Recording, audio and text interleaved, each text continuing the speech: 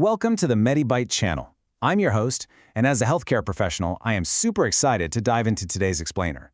We are looking at an incredibly common issue that literally drives millions of doctor visits every single year: vaginal infections and inflammation.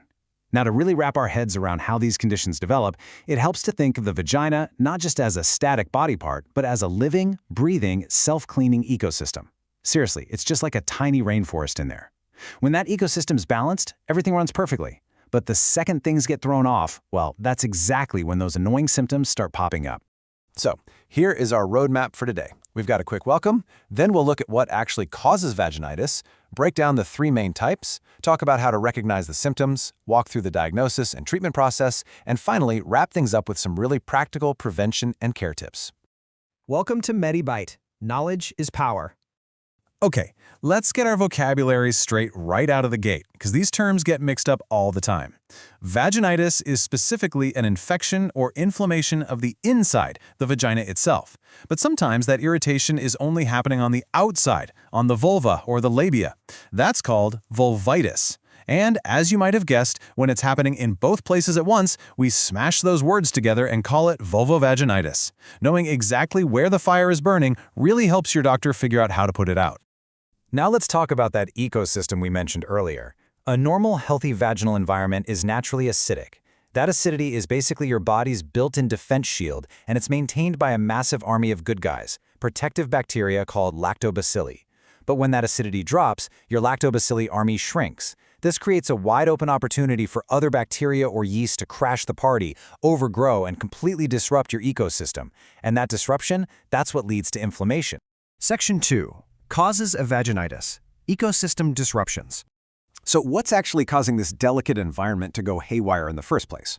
Honestly, it's usually everyday stuff. Irritants are a huge one. Think perfumed soaps, that new laundry detergent you just bought, or even synthetic underwear. They can cause tiny, microscopic cracks in the tissue that just invite infection. Then you've got moisture. Sitting around in a wet swimsuit, taking really long baths, or leaving a tampon in for too long creates this warm, damp environment where bad bacteria absolutely thrive. And here's a big one: wiping back to front. Doing that literally drags digestive bacteria straight into the vaginal area. Finally, just natural life changes, like the drop in estrogen after menopause, can thin the tissues and lower that protective acidity. Okay, let's pause here because I need to talk about douching. There's this super stubborn myth out there that douching makes you cleaner. Actually, scratch that. It does the exact opposite. Because the vagina is a self-cleaning oven, so to speak, douching aggressively strips away your body's natural defense barriers. It literally flushes your protective lactobacilli right down the drain, which skyrockets your risk of getting an infection. Just don't do it. Section 3.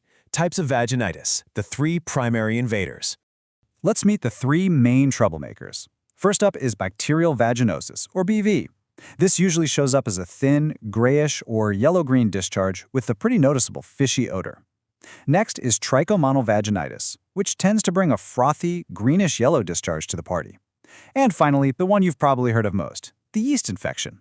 This one is famous for a thick, white, almost cottage cheese-like discharge and some really intense itching. Now, take a look at the complications. BV and trichomonovaginitis aren't just annoying. They can actually lead to serious stuff like pelvic inflammatory disease or even preterm labor if you're pregnant. Yeast infections, on the other hand? Absolutely miserable for sure, but they generally don't carry those same serious long-term risks. I want to read this quote directly from the medical literature because it busts a massive myth. Bacterial vaginosis is a shift in the balance of bacteria. It is not considered a sexually transmitted infection. I hear this misconception all the time.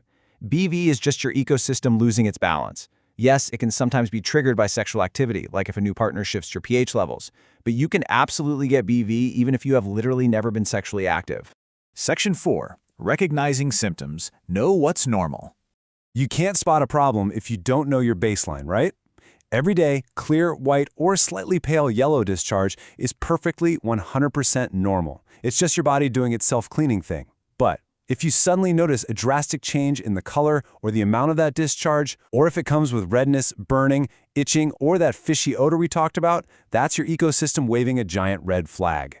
That abnormal discharge means it's time to book a quick visit with your doc. Section 5. Diagnosis and treatment. What to expect. I know going to the doctor for this kind of stuff can feel super awkward, but the process is actually really straightforward. Step 1 is just a chat. Your doctor will ask about your symptoms and your hygiene habits, like, hey, did you just switch body washes? Step 2 is a standard pelvic exam so they can physically look for inflammation, and Step 3 is the game changer. They take a tiny swab of the discharge and look at it under a microscope. That lets them see exactly which microscopic invader is causing the drama. Once we know who the culprit is, treating it is a breeze. If it's bacteria, you get antibiotics. If it's yeast, you get antifungals.